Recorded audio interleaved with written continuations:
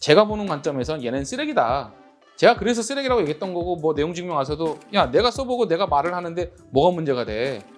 그 정도 상식이 없으면 그건 이제 업체도 아니고. 그다음부터는 인증 건물에 거의 영업을 안 하시더라고요.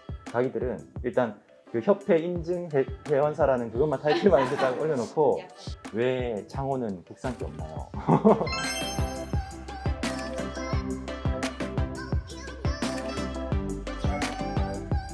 왜 세미나를 이렇게 나눠서 하냐면요. 전에 이제 3년 전에 했을 때 많은 정보를 주려다 보니까 마음은 급한데 할 얘기 많은데 시간이 너무 쫓기는 거예요. 대화를 못하고. 그래서 그냥 일반적으로 이제 토해내고 말았거든요. 그런데 이거를 지금 저희가 이렇게 나누다 보니까 지금은 어떤 말씀을 드릴 수가 있어요. 어떤 상황이 이렇고 이건 이렇고 저건 저렇고.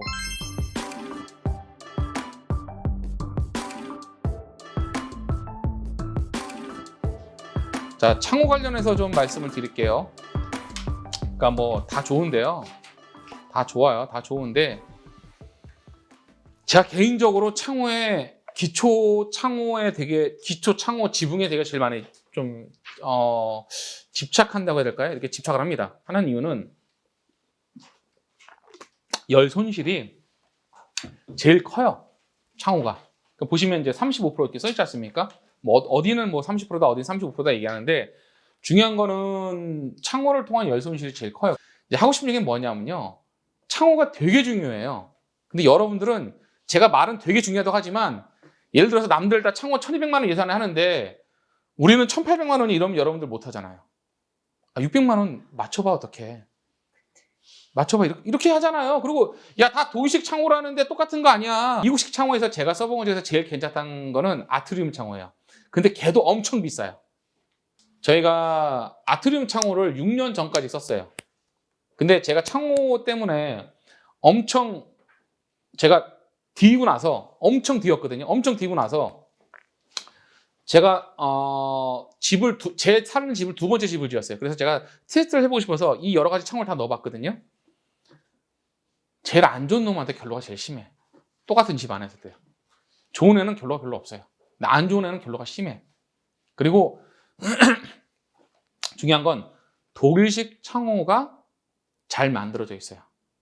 그러니까 그 차이점에 대해서 저는 몰랐어요. 6년 전에 몰랐습니다. 몰랐고 그냥 더 좋은 창호를 찾고 싶었고 그래서 제 어떤 일상이나 칼럼 보시면 코로나 터지기 전에 제가 그러니까 거의 분기마다 일본 가고 중국 가고 막 돌아다녔어요. 창호 찾으러. 좋은 걸 찾아서. 왜냐 너무 이 갈증이 커서 다녔었는데 결론은 뭐냐면요. 독일식 창호가 참 괜찮구나. 그걸 알게 됐고요. 그리고 제가 3년 전에 유튜브를 찍을 때 제가 이제 레아오랑 계약을 했고 레아오랑 계약을 하기 전에 원래는 앤썸 걸 썼어요. 앤썸 캐멀링. 살라만더는 저 살라만더 사장님하고 친한데 제가 쓰진 않아요. 근데 살라만더를 계약을 했었어요. 제가 대리점 계약을. 근데 앤썸이랑은 제가 인연이 안 된 게 앤썸 걸 쓰면서 앤썸한테 야, 내 보증금 5천만 원 줄 테니까 대리점 건 줘. 그러니까 우리 시공사한테 대리점 못 줘. 하지 마. 그럼 알았어. 말어 그냥. 내가 딴 데 할게. 그래서 앤썸이랑 더 이상 진행이 안 됐고 살라만더는 거기 사장님이 좀 마인드가 깨서 줄 테니 하자. 그래서 살라만더랑 계약서 썼어요. 그리고 살라만더 거를 샘플을 받아보고 이렇게 체크를 해보니까 PVC가 이렇게 썩 만족스럽지 않았어요. 그러니까 제가 이따가 이제 샘플 잠깐 뭐 만져보게 할 건데 저는 여러분이 뭘 쓰든 아무 상관없어요. 근데 말씀을 드리는 거예요. 근데 살라만더를 안 하고 제가 레아오를 한 이유는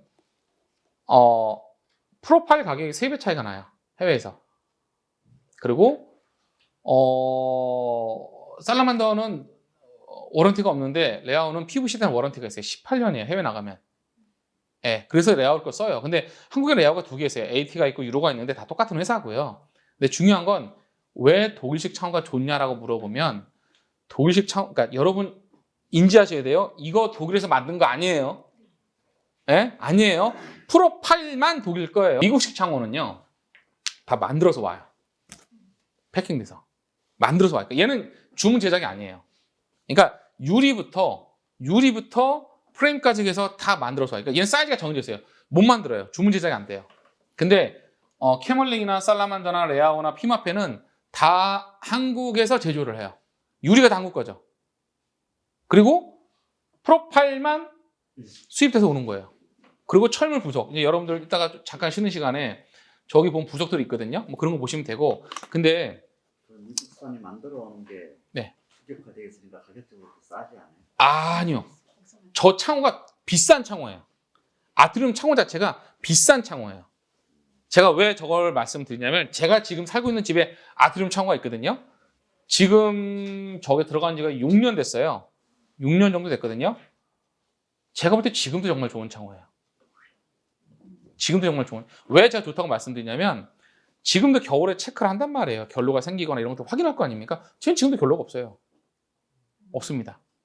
근데 저걸 안 쓰는 이유는 이게 다양하지가 않아요. 왜냐하면 저희가 뭐 계속 만들다 보면 욕구가 생기잖아요. 그러니까 저희가 창호 대리점을 하는 이유는 창호로 돈 벌 마음 없고요. 그냥 내가 쓰고 싶은데 창호를 큰 걸 놓고 싶은 거예요. 근데 창호를 다른 대리점 통해서 받잖아요. 그럼 얘가 꼭 마진을 붙여서 오지 않습니까? 그 사람 업이니까. 그러니까 이게 예산을 쓸 수 있는 게 한정돼 있어요. 도면대로 쓰거나 도면보다 축소하거나. 예, 이게 좀 폭이 없어요. 그러니까 그 폭을 넓히고 싶어서 막 테이프도 저희가 대량으로 사오고 뭐 하는 건데 어쨌든 그건 나중에 얘기할 거고요. 어쨌든 자, 이제 창호 하자예요. 하자인데 시공을 테이프 시공을 안 하고 그냥 폼 쏘고 그냥 이렇게 실리콘 했어요. 예, 이러면 제가 이걸 왜 보여드리냐면 창호를 시공할 때 패시브가 아니어도 기본적으로 지켜야 되는 가이드라인이 있어요. 예, 열교를 막아주기 위해서. 근데 그런 개념이 없는 시공인 거예요, 이거는. 예, 없는 시공인 거고. 그리고 이제 이거는 모카페. 제가 어저께 본 거거든요. 어저께 핸드폰 보다가 모카페 올라온 거. 중요한 건 이렇게 결로가 생겼어요. 곰팡이가 생기고. 막 예, 생겼습니다. 이거 생긴 거고. 여러분이 보셔야 되는 거는 테이프가 없어요, 시공이. 그리고 폼만 싸놨어요. 보기식 창호는 창호 시공팀이 따로 있어요. 인건비가 비싸요. 근데 이걸 비용을 줄이려고 안에 테이프 작업을 안 하죠. 그 밖에만 테이프 해놨어요. 그래서 보시면 이거 저희 거 사진이고 잠깐만요. 그러니까 이 밖에 테이핑 돼 있죠. 근데 안에도 지금 테이핑 된 건데 잠깐만요. 이렇게 테이핑이 돼야 돼요. 다 시공이. 근데 이거를 안 하죠. 돈이 아까우니까. 보여드릴게요. 이런 식으로 내피 외피가 있어요. 테이프 시공하는 게. 내피 외피가 있습니다. 지금 저기 있는 거 저거를 떼고 벽에다 붙이는 그러니까 이거를 벽에 붙이고 폼을 쏘고 폼이 양생이 끝나면 걷어내고 테이프를 밖으로 붙이고 안으로 붙이고 얘가 기밀 테이프예요. 그러니까 이거는 패시브에서는 당연히 이렇게 해야 되는 건데 패시브가 아니어도 이렇게 해야 되는 거예요. 벽 구조물하고 창틀하고 사이로 바람이 그러니까 그거는 100% 자 보세요. 나무가 함실에 따라서 수축 팽창이에요. 근데 그러니까 이제 이거는 목조 주택이든 콘크리트는 다 똑같은 겁니다. 예, 똑같기 때문에 제가 별도로 설명 안 하는 거예요. 근데 자 보세요. 콘크리트는 함실에 대한 팽창 계수가 되게 작아요. 근데 목조는 팽창 계수가 커요. 그래서 여러분이 집을 지어야지 해서 나무가 딱 오는 순간에 함수율은 15에서 18이에요. 높아요. 근데 집을 다 짓고 나면 8로 떨어져요. 그럼 얘가 이렇게 쫙 수축될 거 아닙니까? 그쵸? 근데 얘를 갖다가 뭐 이렇게 해서 폼을 쌌어요. 그럼 이 폼이 안 떨어질까요? 떨어져요. 왜냐면 얘가 5mm씩 왔다 갔다 하는데 떨어져요, 제가. 떨어지면 어떻게 되냐면 떨어지면 이렇게 되는 거예요. 외기에서 오는 한기가 그냥 떨어진 대로 타고 그냥 바로 다 들어오는 거예요. 그래서 안 떨어지게 하기 위해서 또는 떨어졌다 하더라도 근데 지금 여기서 이제 이 업체가 잘한 건 수달폼을 쓴 정도 파란색이 수달폼이거든요. 스웨덴 제품 수달폼이에요. 그러니까 지금 비싸서 저걸 잘 안 써요. 저것도 원래 하나에 한 12,000원이었는데 2만 원 올랐거든요. 저걸 이제 잘 안 써요. 비싸니까 안 쓰는데 중요한 건 제가 이렇게 텐션이 있어요. 팽창이 있어요. 팽창 해소템이 있거든요. 근데 중요한 건 테이프를 앞 뒤로 해서 기밀 시공을 했다고 치면 이런 식으로 해서 여기 지금 폼 쓰고 기다리는 거예요. 말릴 때까지. 그리고 마르면 이거를 걷어내고 테이프 마감을 합니다. 이런 식으로. 밖에도 마감하고 안에도 마감하고 하는 거예요. 근데 이거를 똑바로 했으면 이 상황이 안 생기죠. 이 상황이 안 생기죠. 이거를 어떤 분이 카페에 올리셨어요. 제프 카페에 올렸는데, 이제 뭐 거기서는 이제 좀 그러니까 이제 뭐 집에 뭐 사용의 컨디션에 뭐 얘기를 합니다. 이제 뭐 생활이 뭐 수분이 좀 많아서. 근데요, 단독주택 살아본 사람이면 이 정도가 생길 상황은요, 이분은 이미 거기 집 상태가 다 무너진 거예요. 지금 제가 사진을 더 올리지 않았지만 천창 같은 경우는 거의 다 곰팡이에요, 지금. 천창 주변에. 그러니까 물론 이분의 생활 습관에도 문제가 있겠지만 지금 모든 창이 창 주변이 다 이 모양이에요. 그러면 이분이 확인하실 건 뭐냐면 시공 사진 중에 창호 시공을 똑바로 했느냐를 체크해야 되는 거예요. 그리고 여러분이 아셔야 될 건 뭐냐면 정말 좋은 창호를 쓰면 결로가 안 생길 것 같죠? 생겨요. 시공을 잘해도 생겨요. 왜 생기냐면, 자 볼게요. 밖에가 영하 15도예요. 네, 15도예요. 그리고 창호가 있어요. 창호가 있어요. 그리고 여기다 폼을 써놨어요. 폼을 써놨는데 이 폼이 두께가 있을 거 아니에요. 두께가 있을 거 아닙니까? 근데 이걸 갖다가 너무 두껍게는 못해요. 그래서 카페 사진 보면 제가 엄지손가락 딱 두고 사진 이게 찍은 게 뭐냐면 20mm를 유지하라는 거예요. 유격을. 근데 그 20mm가 최소예요. 권장이 아니라 최소예요. 더하면 30mm 하면 좋아요. 30mm 하면 좋은데 왜 30mm 안 하냐면 피스를 비싼 걸 써야 돼요. 지금도 원래 비루트 피스가 개당 하나에 1,500원이에요. 근데 그게 120mm짜리 쓰거든요. 근데 이거를 30mm 쓰면 150mm 써야 돼요. 그러면 더 비싸요. 1,800원, 2,000원이에요. 피스 안에. 근데 집 하나 짓는데 창호에 들어가는 피스가 보통 한 300개 들어가요. 300개 들어가기 2,000원이면 60만 원이잖아요. 피스값만. 근데 여러분 이것도 똑같아요. 다 하도급이에요. 당연한 거 아닙니까? 다 창호 하도급 주지. 뭐 시공사가 와서 창호 붙이고 앉아 있겠어요? 그럼 단가가 있겠죠? 정해져 있겠죠? 이제 여러분들이 집을 수리할 생각이 없으시잖아요. 근데 미국이나 유럽에서는 좀 큰 마트가 대형 철물점이 있어요. 뭐 바우하우스나 뭐 이런 데들이 있거든요. 거기 가면 창호가 팔아요. 기성 창호로 독일식 창호 만들어서 팔아요. 네, 제가 이번에 그거 가져오려다가 뭐 이게 환율 이렇게 올라서 우선은 보류시켰는데 팔아요. 근데 그 가격이 여러분이 접하는 가격이 3분의 1이에요. 200만 원짜리가 거의 70만 원이에요. 근데 중요한 건 창호 시공 관련된 걸 다 팔아요. 여러분도 창호 시공할 수 있어요. 다만 여기 전문가처럼 할 수는 없겠지만 간단한 걸 할 수 있다고요. 이 말씀 왜 드리냐면 우리나라는 단독주택 시장 자체가 지금 초기 단계에서 이제 중반부 살짝 왔을까 정도인 거예요. 성숙 단계는 아니에요. 성숙 단계가 됐다면 우리나라에 바우하우스 이미 들어왔지. 그러니까 바우하우스는 뭐냐면요. 스위스에 있는 회사고 그리고 독일에서 가장 주택 관련된 철물을 가장 크게 하는 회사예요. 가장 커요. 걔네 비슷한 거 한 2개, 3개 더 있어요. 그러니까 저희가 이제 얘네도 있고 뭐 2개 더 있는데 이게 지금 3군데 견적받아서 저희가 바우하우스한테 뭐 문이랑 뭐 몇 가지 아이템을 진행하다가 지금 멈췄는데 그러니까 하고 싶은 얘기는 뭐냐면요. 이게 창호를 싼 거 쓴다고 이런 상황이 생기는 게 아니라 여러분이 모르기 때문에 지적을 못 하는 거죠. 예를 들어서 여러분이 여기 들었어요. 야 어디 가서 들었는데 야 이거 테이프 시공해야 되는데 니 테이프 시공 왜 안 해? 얘기할 수 있잖아요. 이해됐죠? 네. 그리고 이제 저희 얘기를 드리면 제가 아까 그러니까 저희가 집보드로 집을 짓는 건 다 아실 거고 뭐 그건 제가 설명 안 해도 되고 보시면 이게 뭐냐면요 베벨을 쳤다 그래요. 그러니까 합판을 얇게 이렇게 키는 거예요. 이쑤시개처럼 얇게 칩니다. 이걸 왜 치냐면 아까 제가 말씀드렸죠. 정말 좋은 창호도 결로가 생긴다니까요. 그럼 결로가 생기면 흘러나가야 될 거 아니에요. 근데 여러분들 골조 지을 때 창호의 개구부가 이렇게 수평이지 이걸 기울여 만드는 경우가 있나요? 없어요. 그러니까 저희가 처음에는 이렇게 이제 그 구조재를 그러니까 플레이트를 경사를 살짝 줬어요. 물구배를 밖으로 흘러나가게끔 이렇게 살짝 줬어요. 근데 그게 하다 보니까 못이랑 얘가 빠지는 거예요. 안 좋아. 그래서 그 다음부터는 저희가 보시면 이렇게 배배를 쳐서 아예 넣었어요. 창호 시공을 하면 창호에서 생기는 미세 결로수가 흘러서 밖으로 내려가는 거예요. 이게 나중에 보시면 알아요. 이게 제가 지금 백날 여러분 집 지으면 다 알게 돼요. 집 지으면 뭐 지금 내가 얘기해봐야 이 구멍으로 물이 나와요. 네, 이 구멍으로 물이 나와요.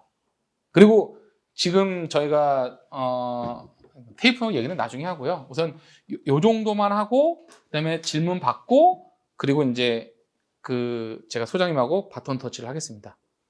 창호 관련해서 질문 주세요.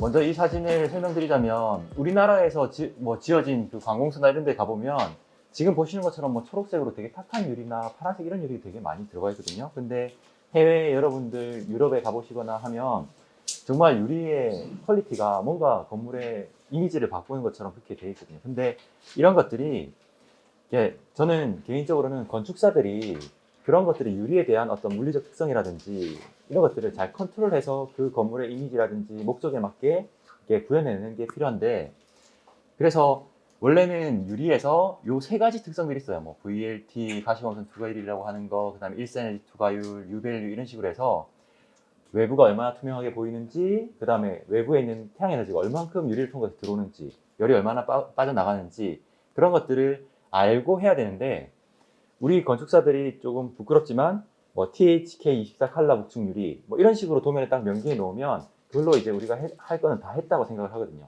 그러다 보니까 시공사 입장에서는 건축사가 THK24 칼라 북층 유리라고 하는 수많은 유리 중에서 어떻게 보면 가장 저렴한 유리를 그냥 하면 자기가 남는 게 많아지는 거잖아요. 그러니까 그런 식으로 접근하다 보니까 이제 좀 질 낮은 유리들이 그렇게 들어가는 것들이 아닐까 싶은 생각이 들고요. 그래서 만약에 여러분들께서 정말 이렇게 유리 같은 것들을 이제 물론 유리 회사에서 알아서 대부분 잘 해주겠지만 좀 알고 있으면 의도적으로 뭔가를 내가 원하는 것들을 이제 좀 어필하거나 활용할 수 있지 않을까 싶습니다. 먼저는 가시광선 투과율인데, 가끔 가다 보면 유리에 색깔 들어가는 것들에 대해서 이제 되게 조금 약간 인식하지 못하시는 분들이 되게 많은 것 같은데, 이게 유리에 색깔이 들어가거나 이렇게 하면 의도적으로 내가 그렇게 하겠다 하는 거는 문제가 없습니다. 근데 어쨌든 가시광선 투과율이라고 하는 그런 수치가 있고 유리마다 그런 거에 따라서 외부가 바라 보이는 정도가 달라져요. 그래서 저는 개인적으로는 건물에서 창을 낸다는 거는 당연히 외부를 뭔가 내가 바라보고 싶다는 그런 욕구 때문에 내는 것도 있다고 생각하거든요. 그러면 당연히 VLT 값이 조금 더 높은 그런 퀄리티 있는 유리가 들어가는 게 좋지 않을까라는 거고, 그 다음에 두 번째는 일사에너지 투과율입니다. 일사에너지 투과율은 태양 에너지가 얼만큼 들어오느냐인데, 이런 주거용 건축물 같은 경우에는 업무용 건축물과 달리 난방에 사용하는 에너지가 훨씬 많습니다. 1년으로 따지자면. 그래서 유리를 설치했을 때 가능하면 겨울철에 많은 태양 에너지를 유리를 통과시켜서 내 집으로 끌어들이는 게 난방 에너지를 줄이는 데 유리해요.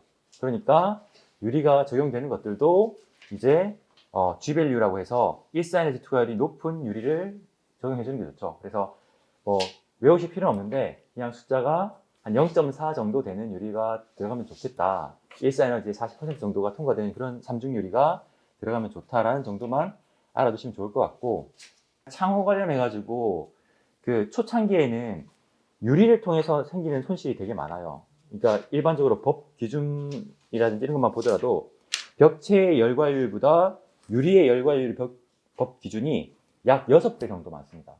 그러니까 벽은 법에서 1W 정도만 만약에 통과해라 라고 하는데 유리는 그 6배인 6W가 통과돼도 어쨌든 법적 기준을 만족하는 거예요. 그러니까 어쨌든 유리가 적용되면 열 손실은 그만큼 6배만큼 벽체보다 많아지는 거예요.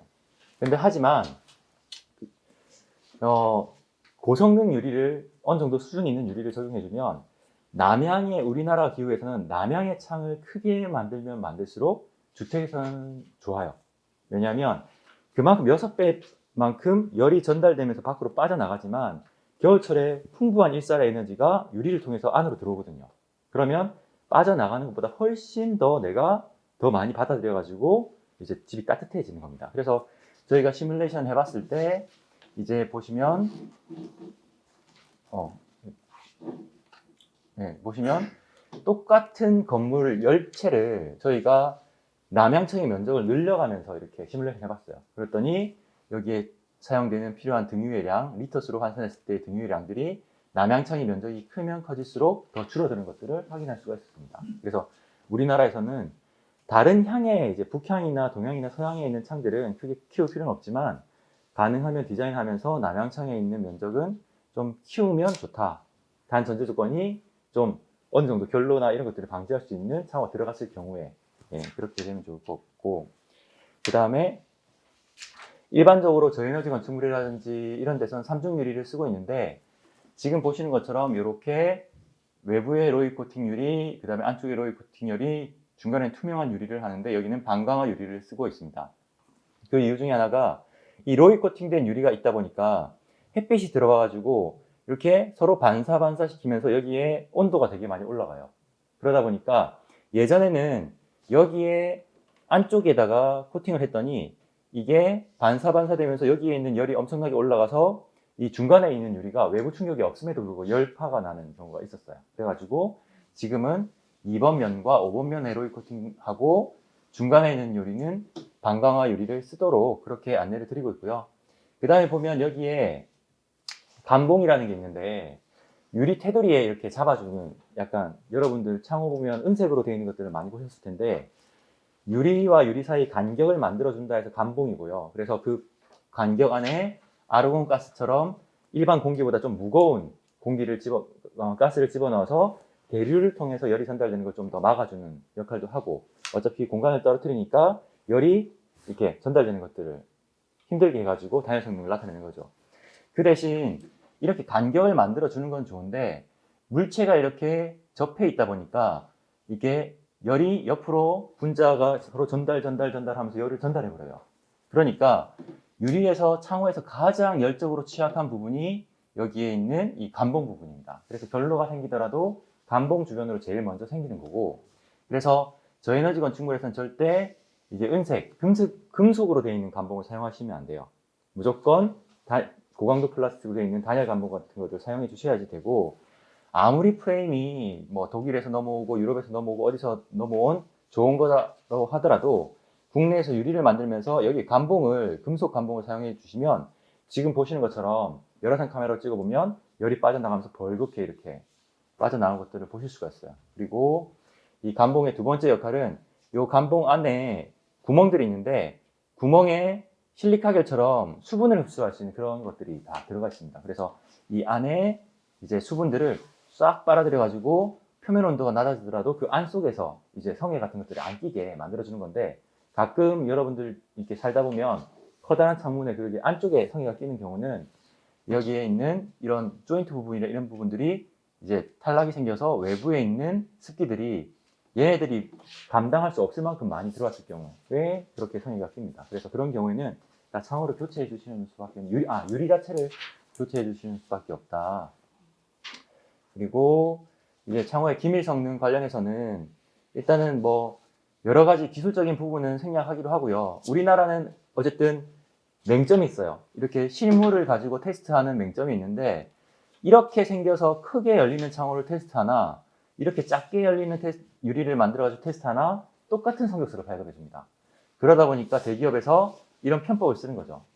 커다란 창호에서 한 10%만 이렇게 열리는 창호를 해가지고 기밀 테스트 성능을 받아가지고 와 우리 창호 1등급 창호예요 라고 이렇게 성적서를 들이미는 거죠. 근데 대부분 보면 성적서에 뒷장에 있는 이런 도면이나 이런 것들은 안 보여줘요. 그냥 다 숫자만 적혀져 있는 1등급 받았습니다 라는 것만 보여주니까 사람들이 그거에 대해서 속고 막상 우리 집에 설치가 됐는데 성능은 그렇게 안 나오고 하는 거죠.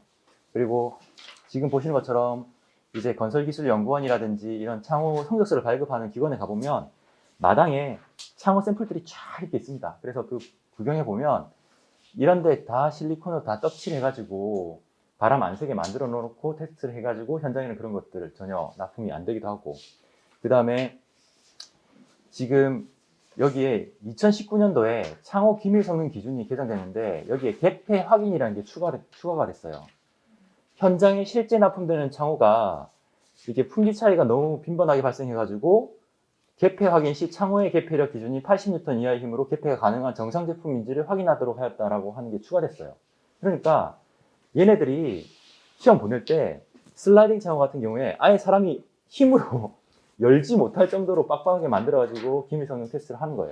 그러니까 그렇게 된 거랑 진짜 우리가 사는 현장에 납품되는 거랑 그 갭차가 너무 많이 생기니까 정부에서 2019년도에 이런 것들을 추가한 거죠. 그래서 열리는 창호로 테스트 받으러 와라 라고 이제 이렇게 한 거고, 그래서 많은 질문 중에 하나가 이거예요. 왜 저에너지 건축물이나 패시브 하는 것들은 다 시스템 창호나 뭐 시스템 창호 쓰라고 하고 이중창 같은 슬라이딩 이중창 같은 거는 그냥 쓰지 말라고 하냐 라고 질문을 많이 하시는데, 두 번째 이유가 있는데, 두 가지 이유가 있는데, 첫 번째는 일단은 기밀 성능이 확보가 안 되는 부분이 있고요. 두 번째는 열적으로 그만큼 좋지가 못합니다. 그래서 지금 아무리 에너지 효율 등급이라든지 시험 성적상에서 좋은 그 성적을 받았다 하더라도 제가 초반에 말씀드린 것처럼 이렇게 레일 위에 얹혀져 있는 이런 구조다 보니까 이 틈으로 워낙 이제 바람이 많이 통과될 수밖에 없는 거죠. 그래서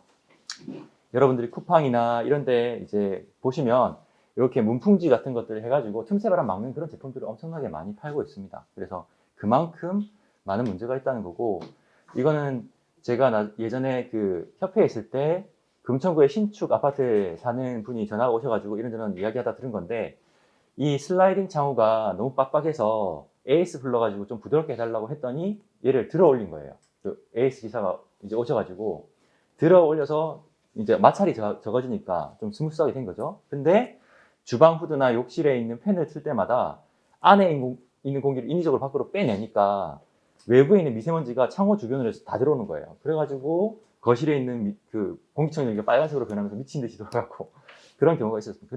그래서 어쨌든 슬라이딩 창호는 정말 이게 기밀 성능이 떨어질 수밖에 없구나라는 것과, 그 다음에 이런 열적인 것들을 보시더라도 지금 이 네모난 걸 챔버라고 하거든요. 공기를 가둬줄 수 있는 이런 것들을 챔버라고 하는데, 방향으로 보면 외부에서 하나, 둘, 셋, 넷, 다섯, 여섯, 일곱, 여덟, 9개의 챔버가 있는 것처럼 보이나 현실적으로는 외부의 영하 10도인 공기가 내부에 있는 콘크리트와 만나는 걸 막아주는 챔버는 이거 하나밖에 없죠.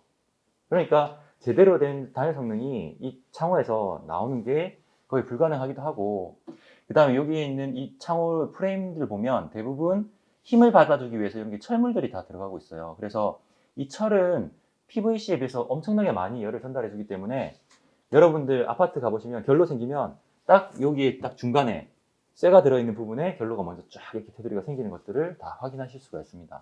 그래서 이거는 저희가 이제 저희가 기밀 테스트 용역을 가가지고 했었는데, 슬라이딩 창호 같은 경우에는 저희가 연기 뿌려보고 하면 지금처럼 다 연기가 새 들어오는 것들을 그냥 눈으로도 다 확인할 수가 있어요. 예.